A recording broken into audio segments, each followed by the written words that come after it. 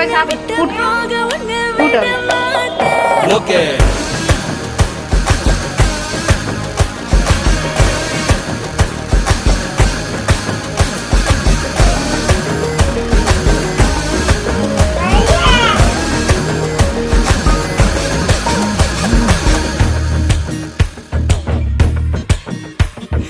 Apple போன போல கையில எடுக்கவா, உன்னை அப்படியே டச் பண்ணி கொடுக்கவா.